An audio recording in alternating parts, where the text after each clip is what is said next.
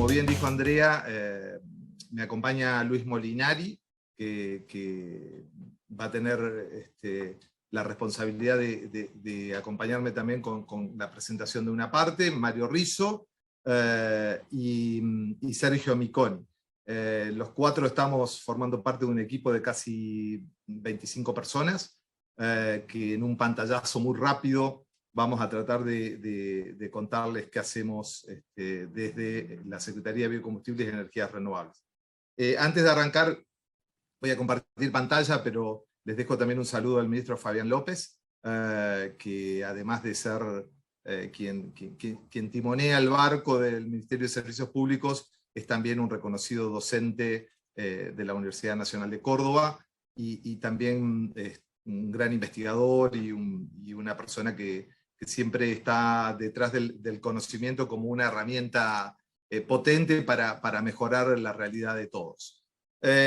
Nosotros tenemos un gran lema dentro del Ministerio, pero en particular en la Secretaría de Biocombustibles y Energías Renovables, que es enfocar toda la política detrás de una frase muy sencilla, que es Futuro Córdoba Sostenible. Queremos una Córdoba que tenga fundamentalmente rasgos de sostenibilidad para el tiempo inmediato, para el futuro a mediano plazo y fundamentalmente para las generaciones futuras. Sí voy a tirar una serie de pastillitas para que discutamos o reflexionemos juntos, y después la parte técnica la van a hacer un poco Luis, Mario y Sergio. El primer concepto que quería compartir es que desde el año 72, en realidad hay muchos otros indicadores, pero desde el año 72, con el informe de Meadows, de alguna forma se advertía que en un planeta limitado, el crecimiento exponencial de población y del producto per cápita, eso significaba también una explotación exponencial de los recursos naturales, indefectiblemente hacían de nuestro mundo un espacio que no iba a ser sostenible. En aquel momento se especulaba que para el 100 años adelante, es decir, para el 2072, se habría alcanzado la capacidad máxima de explotación del planeta. No escuchamos mucho. Estas son curvas todas exponenciales, una vinculada al crecimiento exponencial de la población, la otra el Producto Bruto Per Cápita. En realidad el corte del año 2000 podría ser 2010, 2020, cualquiera. Las curvas no dejan de crecer exponencialmente, y ese es precisamente el gran llamado de atención que tenemos en este momento. También creció exponencialmente la degradación de la biosfera y la pérdida del bosque tropical. Una de las cosas curiosas en medio de este crecimiento exponencial de la población, vinculado también al crecimiento exponencial de la generación de riqueza, es que crece exponencialmente la desigualdad y la pobreza. Entonces, si bien los indicadores de creación de riqueza, como ya dije, crecen exponencialmente, se establece esta dicotomía o esta contradicción de que la pobreza y la indigencia también crecen. En este caso es una gráfica que abarca los últimos 10 años, es un informe que se sugiere siempre que uno le eche un vistazo, el informe de la Universidad Católica Argentina con respecto a la deuda social. Podríamos tomar cualquier otro país de Latinoamérica o cualquier otro país del mundo y nos encontraríamos más o menos con lo mismo. A la par, la preocupación crece en los sectores vinculados al cambio climático. Sabemos que toda la producción humana, todo lo que hacemos, y de eso vamos a hablar hoy, incluye un gasto energético muy importante, y que gran parte de nuestras actividades tiene una altísima emisión de gases de efecto invernadero. Esto simplemente muestra el crecimiento exponencial que ha tenido el dióxido de carbono, en particular de Argentina, pero cuando uno mira el informe del panel intergubernamental del cambio climático, este primer informe sobre las bases físicas del cambio climático, rápidamente se va a encontrar con que el comportamiento es idéntico o peor en otros países del mundo. Hoy salió un reporte y estamos en el puesto número 14 respecto a un ranking mundial de las emisiones desde el año 1850, es decir, que hay 13 países que han contaminado mucho más a lo largo de la historia del mundo. ¿Qué ocurre con estos parámetros, y fundamentalmente basados en la utilización intensiva de combustibles fósiles? que hay un calentamiento global que pone en crisis y en riesgo real la supervivencia de todas las especies en el planeta, y en segundo lugar, un fuerte impacto sobre la salud, fundamentalmente cuando uno piensa en los combustibles fósiles, y nos vamos a referir a ellos porque en realidad queremos hablar del sustituto de las energías renovables. Este es una torta, un mapa de cómo en el año 2016 se distribuían las emisiones, las fuentes de emisiones de gases de efecto invernadero. En todos los casos y en cada porción de la torta nos encontramos los seres humanos o consumiendo energía, o moviéndonos, o consumiendo alimentos, pero en todos los casos somos los causantes fundamentales de la degradación ambiental, y por eso ya se arriesgan grandes comunidades científicas a hablar de una nueva era geológica que es el antropoceno. Acá va una sugerencia también de leer un importante informe del Programa de las Naciones Unidas para el Desarrollo, que se llama precisamente Desarrollo Humano y Antropoceno. Y si uno mira en particular, para ir entrando en tema, cómo se distribuye o cómo se compone el gasto energético, considerando todos los vectores, es decir, no solamente la energía eléctrica, que algo vamos a referir, que pareciera ser lo más común, pero en realidad estamos gastando energía cuando nos alimentamos, estamos gastando energía cuando nos trasladamos, cualquier acción humana en realidad requiere, inclusive el gesto que estoy haciendo, requiere un gasto energético detrás. Ahí hay una distribución para que nos podamos ubicar cada uno de nosotros en que residencialmente consumimos, cuando nos movemos en el transporte estamos consumiendo energía, es decir, cada uno de nosotros tiene un consumo a través de productos o de bienes o de servicios, tiene una participación dentro de este sector de consumo de energía. La pregunta sería, con este panorama de crecimientos exponenciales de todos los indicadores, de amenazas profundas que hay de nuevo, bueno, lo que hay de nuevo es que se aceleran los problemas, hay un crecimiento mayor de los problemas respecto a las soluciones que vamos encontrando, hay una enorme complejidad, volatilidad. La volatilidad no solamente arrastra las decisiones ambientales, empresariales, sociales, sino también arrastran esa volatilidad, arrastran la gobernanza y la fortaleza de los gobiernos. Entonces la pregunta sería, ¿dónde está el punto clave? ¿Dónde está la cuestión, el problema? Y acá viene una primera reflexión que queremos invitarlos a pensar antes de entrar directamente a las obras y a por qué las renovables y los biocombustibles son una apuesta fuerte para mejorar algunas cosas. Es que quizá debamos pensar en un nuevo modelo de consumo y en un nuevo modelo de producción. Y eso significa no solo migrar las matrices energéticas, sino también significa migrar nuestros modos de producir, y ahí los ingenieros tenemos centenares de desafíos por delante. Tenemos una agenda, afortunadamente. En este caos mundial hay una agenda que son 17 Objetivos de Desarrollo Sostenible, otra invitación a la lectura también. La Agenda 2030 y sus 17 Objetivos de Desarrollo Sostenible son verdaderamente una brújula, un ordenador, donde nosotros nos concentramos esencialmente en el objetivo número 7, que es crear energía asequible y no contaminante para el planeta. Los Objetivos de Desarrollo Sostenible, conjugados con el Acuerdo de París, con las metas ambientales que tenemos, generan, como ya les decía, como una especie de brújula. Para esa brújula nosotros estamos totalmente convencidos, el gobierno de la provincia de Córdoba, que las energías renovables, la eficiencia energética, la economía circular y la bioeconomía son una plataforma para la transición que hace falta, para la acción climática y para la recuperación económica. ¿De qué hablamos cuando hablamos de energías? ¿Y qué vemos cuando miramos? Es una invitación para pensar un poquito qué hay detrás de estos bichos que pueblan cualquiera de nuestros hogares. El bicho común es ese, pero casi ninguno se pregunta qué hay detrás. Detrás de un enchufe hay una enorme red, no solamente una red física, sino una red artificial o de software o de elementos que conducen, que gobiernan, que manipulan, que articulan el funcionamiento de esa red, y una enorme y vasta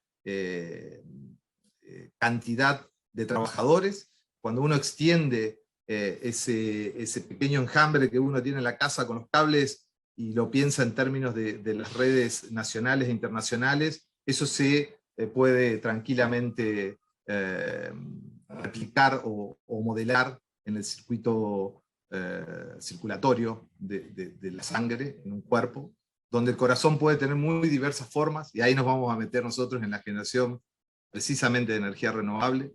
La generación, el motor que mueve la energía eléctrica es de muy diverso origen, las fuentes son muy diversas.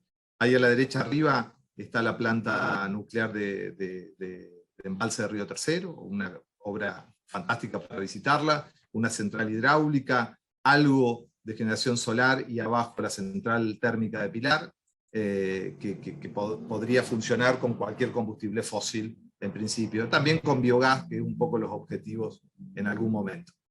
Entonces, cuando nos preguntamos qué vemos cuando miramos, también tenemos que ver todo lo que tracciona la disponibilidad de energía eléctrica y todo lo que genera cuando esos dispositivos y esos elementos dejan de funcionar.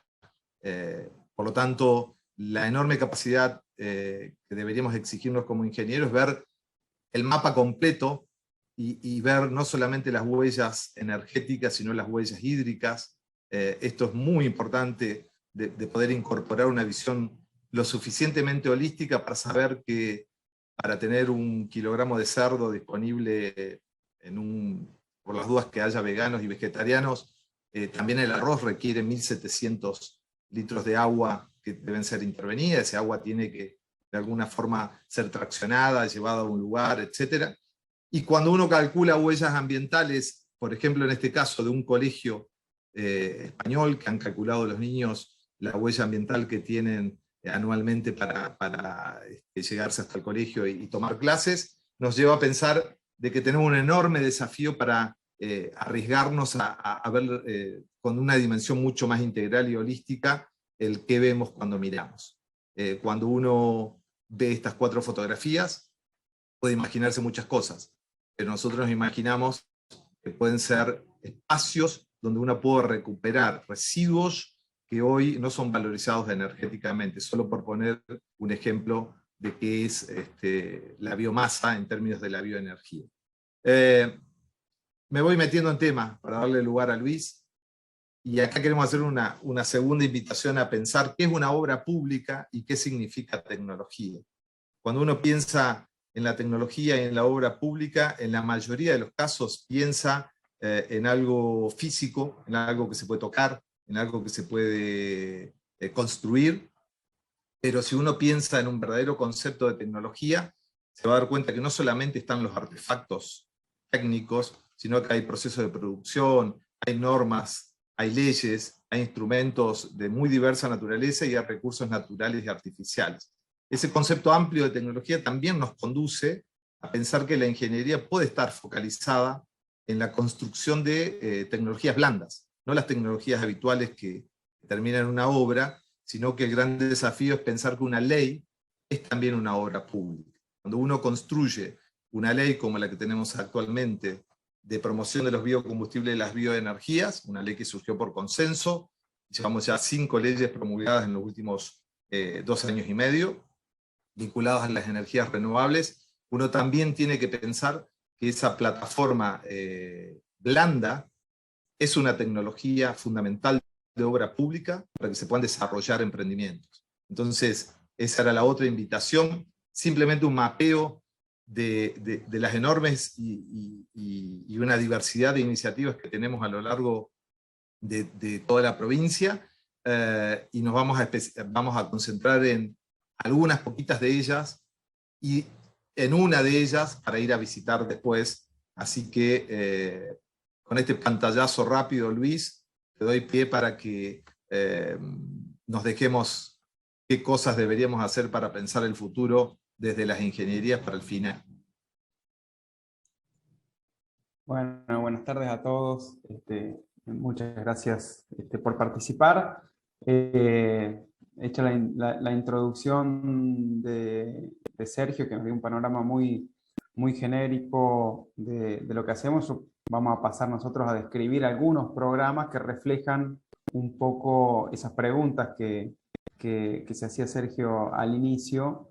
Y sobre todo en este primer programa que les voy a comentar ahora, tomar la parte, no solamente la parte de generación, que por ahí da el nombre a la Secretaría, sino a plantear este modelo de replantearnos cómo consumimos en general, y en este caso específico, cómo se ve reflejado eso a través de la energía que consumimos en los diferentes procesos. Avísame, Andrea, ahí comparto pantalla cuando se visualice, me dan el OK, así ya me enfoco sobre este Fantástico, programa. Luis. Bueno, Se ve muy bien. el primer programa que les quiero comentar justamente es el programa de eficiencia energética y energía renovable, que hace mucho foco sobre la eficiencia energética y claramente tiende a atacar el problema desde el otro extremo, digamos, del enfoque, que no es la generación de energía, sino cómo comenzar a estudiar y cómo comenzar a inculcar en todas nuestras cadenas productivas el aspecto de la eficiencia energética. La eficiencia energética pensada desde el uso racional y eficiente de los recursos, claramente obteniendo al menos los mismos resultados que teníamos anteriormente. Este programa consistió en un programa que inició con con una gran formación de gestores energéticos. Esos gestores energéticos fueron a muchas empresas, a muchas pymes de nuestra provincia a realizar diagnósticos energéticos donde estaban radicadas estas pymes en sus instalaciones, para comenzar a inculcar y a entender cómo consumían energía cada una de esas empresas dentro de la empresa. O sea, el gestor energético acompañando a las gerencias y a los operarios de cada una de las empresas. Y a partir de ahí esos gestores energéticos lo que proponen son soluciones, son oportunidades de mejorar la manera de consumir energía y de optimizar los procesos.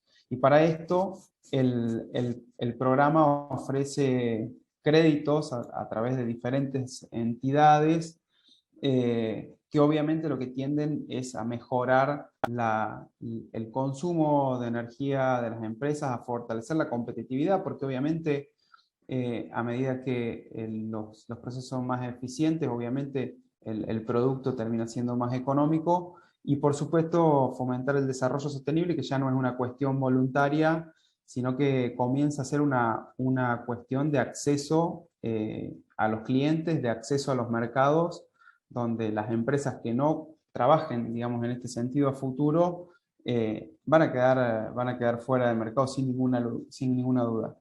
En todo este proceso se inscribieron 756 pymes en 2 años, se formaron 179 gestores energéticos, que son estos profesionales que tienen una visión muy amplia de diferentes aspectos de las empresas en cuanto al consumo de energía, no solamente reflejando la cuestión energética en el kilovatio hora eléctrico, sino en qué pasan los procesos térmicos, en qué pasan los procesos mecánicos dentro de la empresa, y un montón en qué pasan las construcciones edilicias, sobre todo, digamos, cómo se puede ahorrar energía pensando desde la constructividad de las empresas y de los edificios.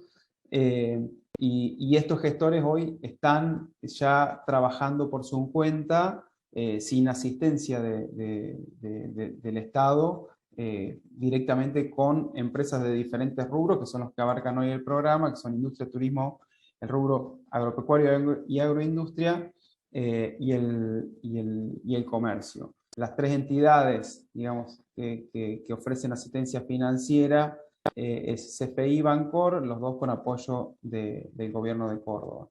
Los resultados relevantes del programa son 520 hasta el día de la fecha, ¿no? 520 diagnósticos aprobados, son empresas que tienen la posibilidad de acceder a un crédito a tasa subsidiada, un total de consumo energético relevado por casi 2.400 millones de pesos, con 2.300 mejoras elaboradas por los gestores y un ahorro propuesto de 837 millones de pesos en consumo de energía. Y acá creo que el mensaje es, desde el punto de vista del consumo, no solamente saber cuánto nos cuesta la energía en términos monetarios, que nosotros como usuarios lo vemos reflejado en una tarifa eléctrica, sino saber cuánto nos cuesta la energía en términos físicos, en términos químicos, en términos de esfuerzo mecánico, digamos, cuánto, lo que mostraba Sergio ahí, donde mostraba toda una infraestructura energética, eso detrás tiene máquinas, tiene procesos, tiene combustibles fósiles o no fósiles, pero es toda una cadena. Y los invito como estudiantes de ingeniería a calcular cuánto cuesta 1 kWh, pero cuánto les cuesta a ustedes físicamente subir 1 kWh en términos de baldes de agua, pónganle baldes de 10 litros si quieren, cuánto les cuesta subir 6 pisos en un edificio en Nueva Córdoba, 1 kWh de agua, en términos de energía potencial. Para que se den una idea, después cuando vean un artefacto que consume 1 kWh, cuánto cuesta realmente físicamente generar esa energía. Esto lo suelo hacer con algunos alumnos de ingeniería y realmente uno se sorprende cuántas veces tiene que subir la escalera con un balde de agua para generar 1 kWh. Este concepto tiene que quedar arraigado para generar también la conciencia en el consumo energético. El segundo programa, y después, por supuesto, nos vamos a quedar para quienes tengan consultas sobre esto, ¿no? Pero en el segundo programa que les quiero comentar, el enfoque está puesto desde el punto de vista de la generación de energía, pero no deja la generación de energía tener el concepto de la eficiencia energética. Porque el programa que les voy a comentar es la generación distribuida comunitaria, que está incluido dentro de la generación distribuida, que muchas veces ustedes la habrán escuchado nombrar, sobre todo en el último año. Y la generación distribuida significa generar energía en el ámbito de la distribución eléctrica, quiere decir en el ámbito del territorio, digamos. Se pasa de un concepto de generación centralizada a gran escala en una cierta geografía, en un cierto lugar, donde se usan grandes redes para transmitir esa energía hacia los puntos de consumo, a un centro de generación dentro de las mismas ciudades o dentro de los territorios poblados. Entonces ahí ya tenemos el primer concepto de eficiencia, que claramente no estamos usando grandes redes para trasladar esa energía, sino que la estamos consumiendo en el mismo lugar donde se genera. La ley que reglamenta la generación distribuida es la ley provincial 10.604, y un poco acá comienzo a volver a lo que decía Sergio, ¿no? Una obra de infraestructura física es una obra de infraestructura, pero una ley y una reglamentación y todos los estudios que llevan a que algo sea posible, a que algo sea legal, a que los usuarios tengan algunas posibilidades, son también grandes obras que tienen quizá mayores resultados que una obra propia de infraestructura de ingeniería. La ley provincial 10604 adhiere a la ley 27424, que es la ley nacional de generación distribuida. Córdoba fue la primera provincia en adherir, estando en un proceso previo de 2 años de estudio de esa ley y de propuestas de modificación de esa ley, y por último de apoyo de esa ley en el Congreso de la Nación. Todo eso se hace con un equipo que coordina el ministerio, pero que integra a todas las fuerzas vivas de la sociedad a través del Consejo Asesor de Política Energética, que es una mesa, en principio una mesa donde nos juntábamos todos los miércoles o miércoles de por medio en una época. Luego por la pandemia comenzó a ser de manera virtual. Pero en esa mesa se decide o se propone la política energética para los próximos años en nuestra provincia. Entonces, a partir de esta ley, que en la plataforma de gobierno, en la plataforma del ministerio, de nuestra secretaría, pueden encontrar todos los detalles. Básicamente, lo que se permite, se le da el derecho a los usuarios de generar su propia energía eléctrica a partir de un sistema renovable, autoconsumir la energía que genera y eventualmente inyectar los excedentes de generación a la red de distribución eléctrica, los cuales son reconocidos con un crédito económico por parte de la distribuidora. Esa ley provincial, junto con la ley nacional, nos llevó en la Secretaría a formular 12 reglamentaciones técnicas, económicas y administrativas, que obviamente están descritas también en el portal de la Secretaría, y fundamentalmente lo que hay detrás de esto es un grupo específico de trabajo durante también muchas horas de trabajo, que el resultado, digamos, de ese trabajo es el ordenamiento y hacer a partir de procedimientos, de reglamentaciones, de coordinación, hacer posible, digamos, que esto sea una realidad en nuestra provincia. Tal es así que lo vamos a ver más adelante. Acá hay también, obviamente, asistencia financiera, como les comenté anteriormente, a través del programa de eficiencia energética y energía renovable para las instalaciones. Entonces, en diciembre del 2020, Córdoba ya tenía 1,5 megavatios, 1.500 kilowatts de potencia instalada en generación distribuida en la provincia de Córdoba.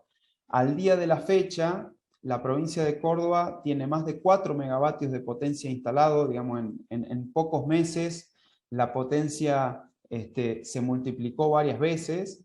Eso hace que hoy Córdoba tenga más del 60% de la potencia instalada en todo el país. O sea, de todos los sistemas que hay instalados en el país, el 60% están en Córdoba, siendo una reglamentación que tiene origen nacional, ¿no? Y esto sin duda es producto del trabajo que se realiza de esta gran obra pública que es las reglamentaciones de las leyes, el estudio de cuáles son los mejores sistemas de incentivos para que esto suceda, hace que hoy Córdoba sea la provincia más exitosa por lejos en la implementación de la generación distribuida a nivel país. Esto hoy significa que el 1,15% de la potencia instalada en generación distribuida, en energías renovables en total, sea de manera distribuida en el territorio, y tiene un significado también económico. Al día de la fecha son más de 1.000 millones de pesos que el sector privado está invirtiendo en generación distribuida. Esos 1.000 millones de pesos no solamente significan la movilización de la economía local, regional, sino que también, además de evitar emisiones a la atmósfera porque están desplazando combustibles fósiles, están evitando la generación de subsidios. Saben ustedes que la energía que consumimos hoy está con un componente muy importante de subsidio, y cada kilovatio hora que nosotros generemos en nuestro punto de consumo, o cada kilovatio hora en realidad que evitemos de consumir a través de medidas de eficiencia energética, van a estar evitándole al Estado también la emisión de subsidios. Por último, el último gran trabajo que se realizó como proyecto en Córdoba fue la generación distribuida comunitaria, que es la primera resolución de esta Secretaría en 2021, y es un trabajo realmente innovador que llevó también algo así como 1 año y medio de trabajo, de mesas de reuniones, de discusión, de mucha discusión. Claramente en estos lugares se discute muchísimo, porque uno cuando tiene la administración, tiene como responsabilidad la administración del Estado, tiene que ver todos los sectores de manera muy, muy amplia, qué sucede con cada uno de los sectores cuando uno cambia una coma de lugar. Entonces es un trabajo muy interesante, pero también debe ser realizado muy a conciencia, por eso también el tiempo que se demora en reglamentar estos proyectos. Básicamente, fíjense, ¿no? Es más largo de lo que había mencionado. De 2019 a 2021 demoró el trabajo para que la generación distribuida comunitaria sea una realidad en Córdoba. Desde las leyes que habíamos mencionado anteriormente, con convenios marcos de las 2 federaciones de cooperativas eléctricas junto AEPEC durante 2019, con la inclusión de proyectos pilotos para ver cómo funcionaba esto, que voy a pasar a explicarles ahora muy rápidamente.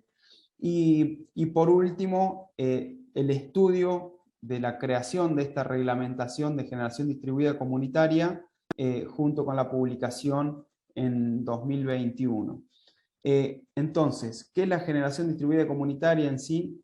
Bueno, en realidad es generar energía, pero de manera asociativa. O sea, en vez de generar energía en diferentes puntos de manera muy micro, con sistemas muy chiquititos, es juntar muchos usuarios que quieran generar energía de manera micro y tratar de hacer algo un poquito más a escala para justamente mejorar la escala de los proyectos. Cuando hacemos obras más grandes en cuanto a generación, claramente la inversión por cada unidad de potencia instalada se eficientiza. Nuevamente entramos en un concepto de eficiencia, se maximiza la cantidad de energía por peso invertido en sistemas de generación, y a partir de esto claramente se profundiza la penetración de las renovables porque se hacen más económicas. Entonces vamos a desplazar más combustibles fósiles de manera más rápida, con una inclusión mucho más acelerada, y obviamente promoviendo el desarrollo territorial y la generación de empleos en el territorio. Y la generación distribuida comunitaria nos desenfoca un poquito del mapa que tenemos en nuestra cabeza, por lo menos los que estamos en el tema, de la energía solar solamente como generación distribuida, y al aumentar la escala entran en juego otras tecnologías que a veces hasta son más eficientes y más económicas que la energía solar, como la eólica, los proyectos de generación a partir de biogás, la hidráulica, la geotermia, entre otras.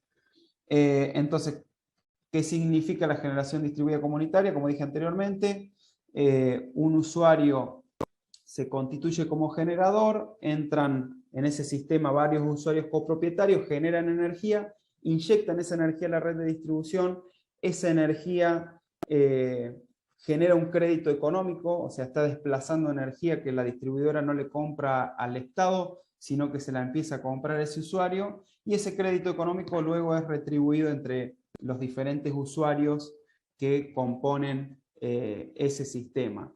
Esto tiene muchos beneficios, obviamente aumenta la capacidad de generación en energías renovables, optimiza el uso de los espacios, permite a usuarios el acceso a la generación distribuida que antes no tenían la capacidad de acceder, como por ejemplo yo que vivo en un departamento y no tengo la posibilidad de acceder a un sistema de generación distribuida porque no tengo espacio para hacerlo. Y claramente para el usuario reduce las facturas eléctricas. Para que entendamos rápidamente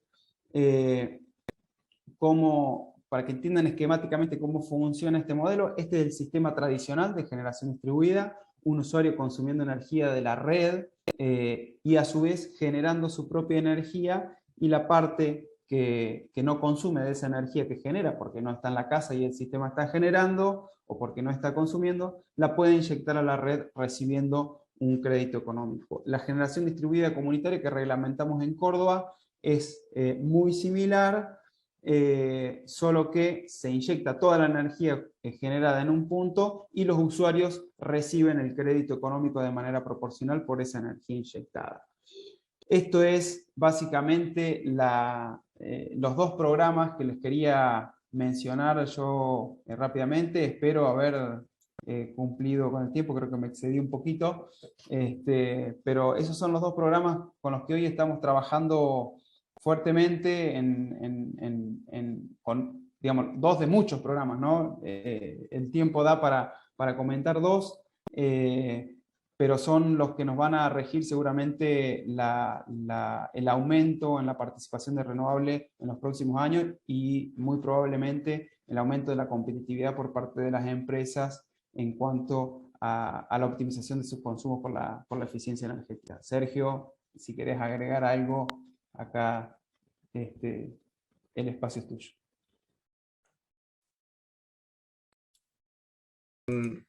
Va Sergio Miconi nomás, arranquen Sergio y Mario. Arranco yo con un poquito de historial. Buenas tardes a todos, espero que se encuentren muy bien. En primer lugar, quiero agradecerles por participar y compartir este espacio con nosotros. Mi nombre es Sergio Miconi. Estoy a cargo de la Dirección de Energías Alternativas y Comunicaciones de la Secretaría. Voy a hacer una introducción muy cortita, así después pueden ver imágenes de lo que les voy a comentar. Y les voy a comentar un poco de lo que es nuestra experiencia con las energías renovables en los últimos 20 años. Nuestra dirección tiene una función operativa de logística y participa plenamente de la planificación y de la ejecución de los proyectos relacionados con las energías renovables. En estos 20 años hemos recorrido bastantes veces el territorio provincial y bueno, y hemos arrancado con la primera obra importante de energías renovables en el año 2001. En esa oportunidad se instalaron equipos de energía solar para 100 escuelas rurales.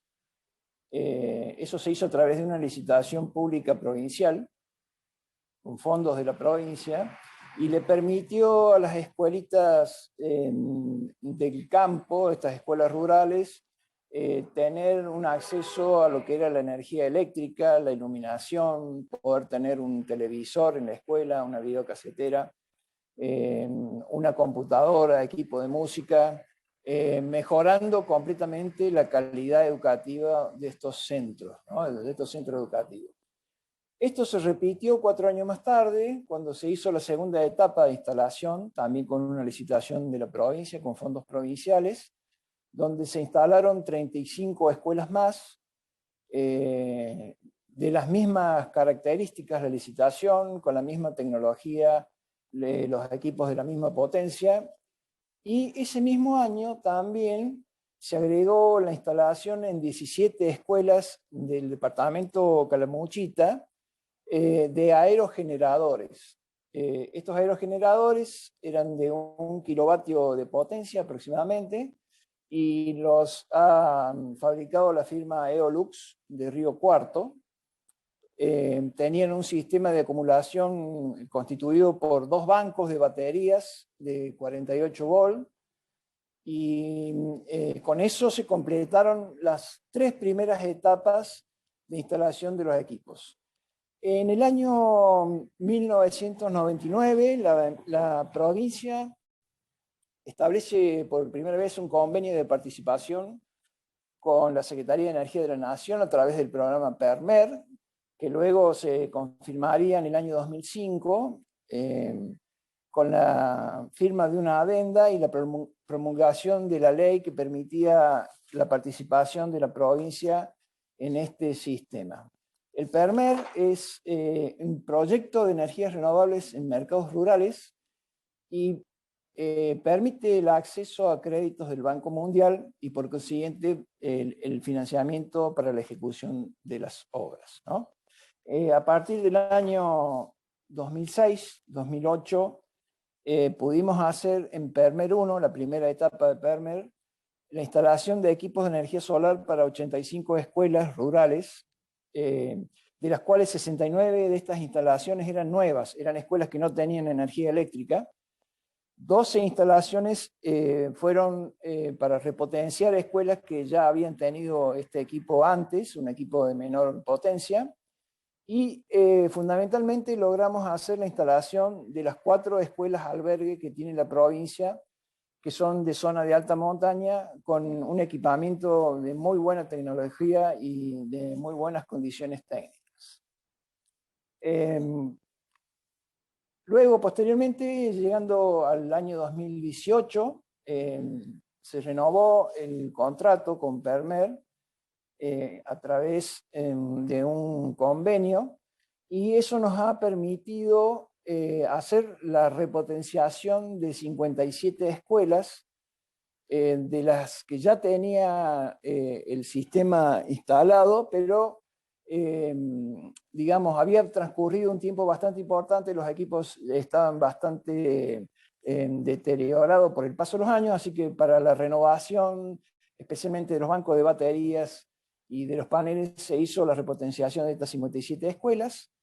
Se dividió en 3 categorías, de acuerdo a la matrícula que tenían cada una de ellas, y se hicieron 3 grupos. En esta categorización tenemos 4 escuelas que tienen una potencia de 3.300 vatios pico de instalación de panel, 9 escuelas con 2.475 vatios picos de potencia de panel, y las restantes 44 con 1.650 vatios picos de panel. La escuela que vamos a visitar la semana que viene es de la categoría 2, tiene una potencia de panel de 2.475 vatios.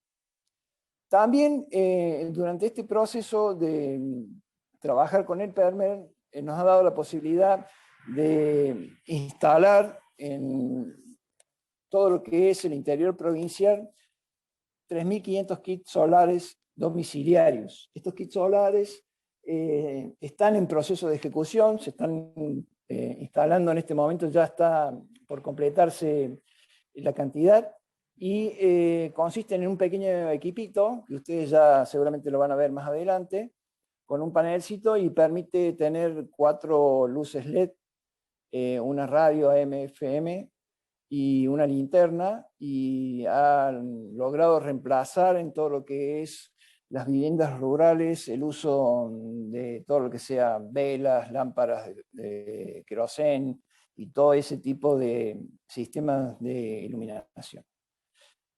También hemos realizado la instalación de 230 kits boyeros solares a través de un convenio que se ha hecho con el INTI de Nación, y ellos se encargaron de capacitar a la gente para que puedan usarlos correctamente. Esto ya ha sido distribuido, ya lo tienen los productores rurales. Va a haber una segunda etapa que está en proceso de licitación y que ya se va a ejecutar en los próximos meses, y aquí se estarían instalando 420 boyeros más. También está en proceso de licitación y adjudicación a través de PERMER 544 bombeos solares productivos para la provincia de Córdoba. Esto se ha hecho a través de un convenio con el INTA también, donde han participado ellos, y ya estarían adjudicadas esta obra a 2 empresas, una es la empresa Solflix, otra es la empresa Fábrica, y estaría ejecutándose en los próximos meses, ya definiendo el tema. Y una aplicación más que hemos logrado concretar a partir de ayer o antes de ayer, que nos han notificado, es que se ha salido la licitación pública nacional de parques nacionales, lo que nos va a permitir tener 14 instalaciones de dependencias de parques nacionales con equipos de energía solar fotovoltaica. Además de esto, estamos trabajando y tenemos proyectos en cartera con PERMER. Estos proyectos están dirigidos especialmente a bombeos solares comunitarios para la provisión de agua potable en varias localidades del interior de Córdoba, zonas rurales que no cuentan con energía eléctrica. La repotenciación de escuelas albergues, estamos requiriendo ahí un cambio de baterías y equipamiento más moderno, más actualizado. Los centros de atención primaria de la salud, CAPS, que tenemos alrededor de 10, pero también para instalarles equipos de energía solar. Y un punto muy importante es la repotenciación de las repetidoras de la red de comunicaciones que tenemos, que nosotros contamos alrededor de 7 repetidoras, de las cuales hay 4 que funcionan con energía solar. Estas instalaciones son de vital importancia para lo que es comunicaciones de defensa civil, bomberos, policía y la red escuelas. Así que estamos eso trabajándolo. Y el último punto es la posibilidad de trabajar a través de las mini redes para uso residencial en zonas rurales. Estamos haciendo toda la temática de los relevamientos y estamos tratando de ver la posibilidad de que se puedan ejecutar unas 13 mini redes en la provincia de Córdoba. Si querés continuar, Mario, con algún otro detalle, adelante, por favor. Bueno, gracias, Sergio. En realidad fui pasando las imágenes a medida que ibas hablando. Te digo, quizás vos al hablar no lo viste, pero bueno, para quienes están allí, Sí, sí, lo a vi. medida que Sergio fue hablando. Ok, bueno, quizás más ateniéndonos a la tarea de la ingeniería y qué cosas implican en las renovables, yo había puesto algunas cuestiones que hemos atravesado en Córdoba y que tenemos quizás el orgullo de haberlo hecho, que muchas veces participamos de licitaciones nacionales con fondos que vienen de otras fuentes, pero que los ejecutamos aquí.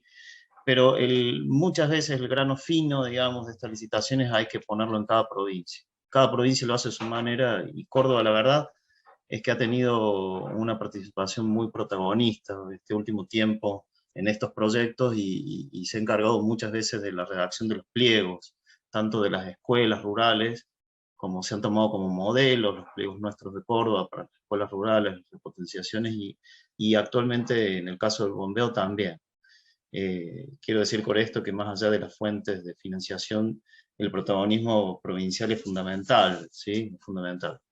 Y a la hora de la tarea de la ingeniería es sumamente diversa, ¿no? Desde los cálculos de las estructuras, desde el dimensionamiento de la potencia de generación, de la capacidad de la acumulación, de la potencia de acople de los inversores, y todos esos asuntos son muy inherentes al desarrollo de estos pliegos de licitación, y en la medida que esos pliegos no estén bien realizados, no estén bien hechos los cálculos y bien ser adecuados a las necesidades que se nos presentan, las cosas no salen bien. Así que en ese sentido nos hemos tomado siempre el trabajo de no dejar que nos hagan las cosas otros, para decirlo así, ser protagonistas, y eso es lo que ha ocurrido.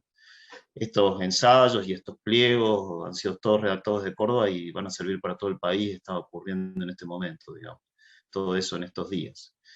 Lo de las mini redes es una gran oportunidad para nosotros. Lo que se tienen que imaginar quizás es futuros pueblitos solares, futuros pueblitos con energías renovables, aislados inicialmente y luego conectados a la red, donde van a generar una estabilización seguramente de la tensión y la disponibilidad de energía en esas redes de cooperativas que muchas veces son hechas simplemente para llegar con energía a los pueblos, pero a veces no tienen capacidad de potencia, ¿no? Para erogar. Así que esa es nuestra apuesta. La escuela que van a visitar la semana que viene es la Escuela Gregorio Matorras de la Estancita, del departamento Colón.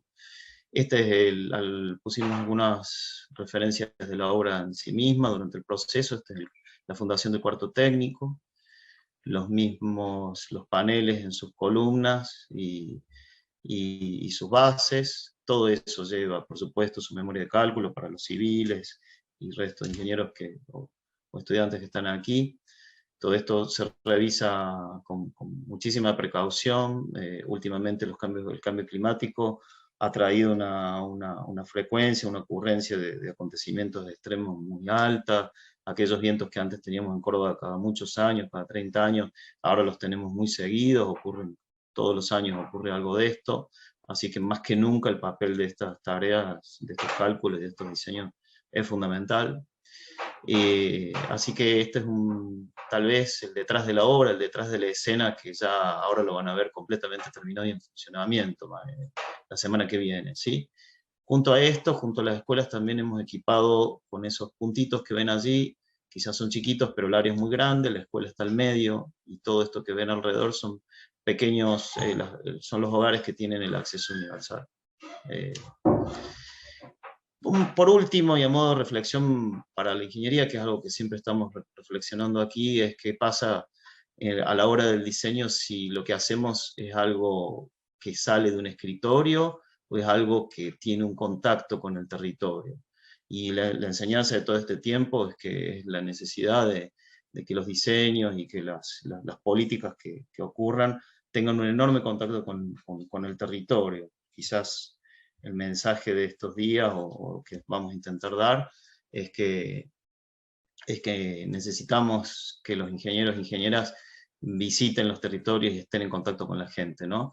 Una experiencia que se hizo en la alta montaña es poner unas cocinas solares que cuando las empezaron a diseñar en Salta, en un centro de estudios, empezaron con un diseño así, y la gente se quemaba las manos, tenían, para que se den una idea, 2 motores que corrían el eje en X y Y para seguir el sol.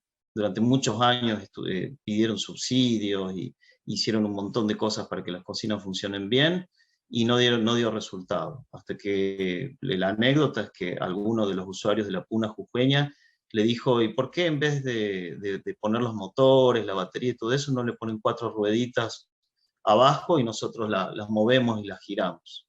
Entonces, gracias a ese contacto hubiesen evitado 2 años de estar diseñando y estudiando cómo podía ser mejor el diseño para que se mueva mejor en X e Y, digamos, la cocina, y llegaron a un resultado final que era una cocina montada sobre 4 ruedas. Entonces, la idea es, en vez de un diseño de escritorio, una transferencia tecnológica, distinto es pensar en una adecuación sociotécnica, que es muy diferente, que es diseñar con el usuario. En eso estamos, creo, hoy aquí desde la Secretaría, tratando de unir el territorio y las necesidades reales y concretas con las tareas de la ingeniería, ¿no?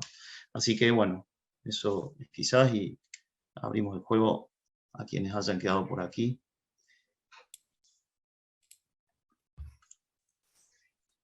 Bueno, por ahora no hay preguntas, Mario, pero yo sí tengo una pregunta. Yo tengo una pregunta para hacerles. Si bien la mayoría de los profesionales se desenvuelven en las grandes ciudades, ¿no? ¿Cómo se llega a esos rincones recónditos? Digo, ¿cómo llega la información de que en un rincón específico hay una necesidad puntual? Supongamos el tema de la escuela, porque la escuela a la que vamos a ir no está sobre la ruta o no está visible. Entonces, ¿cómo llega un ingeniero, cómo llegan a enterarse ustedes de que hay una necesidad puntual en un sector de la provincia? Y fundamentalmente recorriendo el territorio, no hay otra forma de hacerlo. No hay otra forma. Es la única forma que uno tiene de estar en contacto con la realidad. No hay otra forma. Quizás también otra respuesta podría ser, es que los problemas que hay cuando no se da servicios como estos de una escuela que tenga energía en un entorno rural, implica que la diferencia de la equidad educativa es enorme. Es decir, un niño que no puede asistir a una escuela primaria hoy con electricidad es enorme, y eso implica que los padres se tengan que trasladar a una localidad mucho mayor para poder mandarlos apenas a una primaria, lo cual eso empieza a generar claramente una distorsión muy grande que normalmente es trasladada a los espacios políticos, ¿no? En forma de demanda social, digamos. Necesitamos una escuela primaria en el medio del campo. No puede ser que abandonemos nuestras tareas para llevar a los niños a Villa Dolores, a Cruz del Eje, porque no hay escuelas en el campo. O sea que hubo que sostenerlas. No sé, Sergio. No, a ver, la pregunta está muy buena, Andrea. Igualmente, digamos, no somos nosotros los que relevamos toda la información. La información llega desde múltiples fuentes. Bien. El Ministerio de Educación, en este caso, cuando detecta una necesidad educativa y no hay red eléctrica, transfiere la necesidad de que esa escuela tenga abastecimiento eléctrico. Es decir, hay una multiplicidad cuando las redes eléctricas tienen una demanda, EPEC o cualquiera de las cooperativas eléctricas, una demanda de suministro eléctrico y las redes son ineficientes o ineficaces o sería muy costoso llevar la energía a ese lugar, vuelve también una solicitud para nuestra área. Pero yo me quedaría más que nada con la visión más integral. Si bien lo que vamos a visitar es la asistencia para ser asequible, es decir, para ser universal el acceso a la energía, la invitación a los pocos estudiantes de ingeniería que nos quedan allí es que en realidad las energías renovables hoy y la eficiencia energética tienen un montón de aristas que deben contemplar el acceso a las oportunidades, es decir, amplificar las oportunidades, tienen que atender a la complejidad. Recién Mario hablaba y Sergio de un área aislada, pero tenemos terribles problemas energéticos dentro de las grandes concentraciones urbanas.